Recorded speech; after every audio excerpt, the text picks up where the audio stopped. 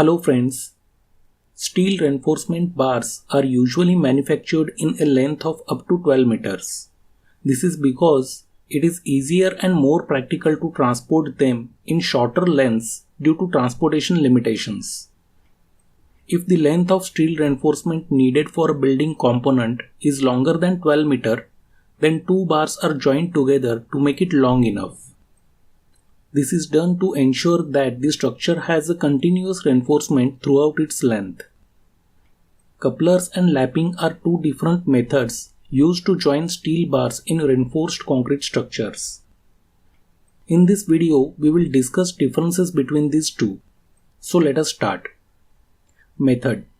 A coupler is a mechanical device which looks like sleeve that is attached to the end of each rebars to be connected.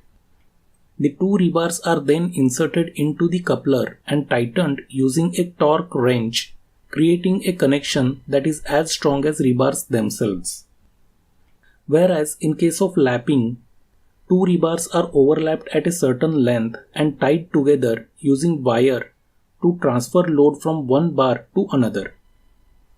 Connection strength.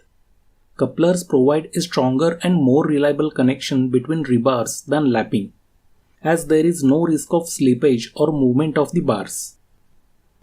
Lapping, on the other hand, relies on friction and overlapping length of the rebars, which can weaken over time due to various factors such as temperature changes, stress, and corrosion.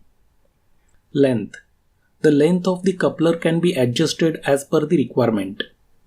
Whereas in case of lapping, the overlap length is generally fixed as per the design code, which is typically 40 times the diameter of the bar.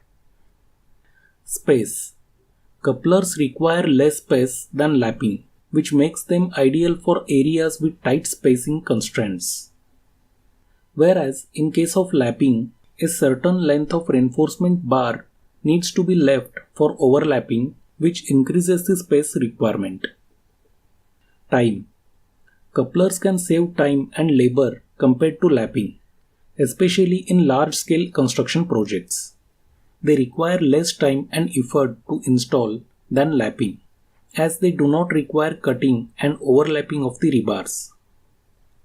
On the other hand, lapping can be time-consuming and labor-intensive, as it involves cutting and bending the rebars to create the overlap. Structural integrity.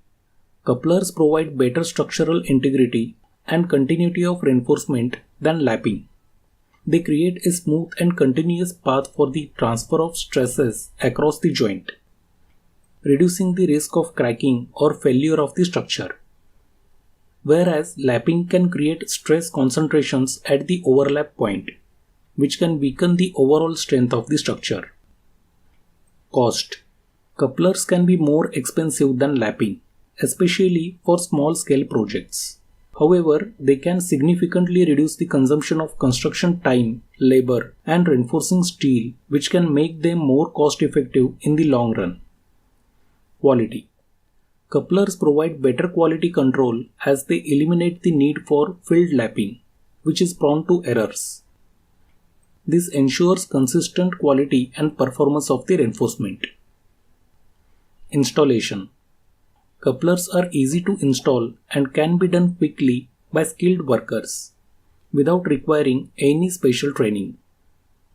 Whereas lapping can be time-consuming and lead to congestion within the concrete due to the increased amount of rebars used. Material. Couplers can be made of different materials such as steel, titanium, and composite materials. Lapping, on the other hand, only uses steel reinforcement. Efficiency. Couplers are generally considered more efficient than lapping in terms of time and labor required for installation. Couplers can be quickly installed using handheld tools, whereas lapping requires careful placement of the reinforcing bars and tying them together. Design. Couplers can simplify the design and construction of reinforced concrete and reduce the amount of reinforcement required. They are designed for use with worldwide grades of rebar.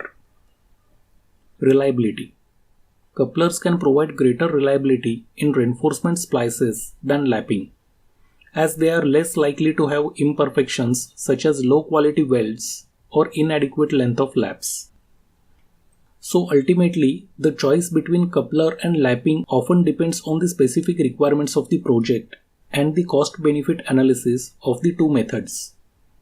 So friends, see you in the next video. Thanks for watching.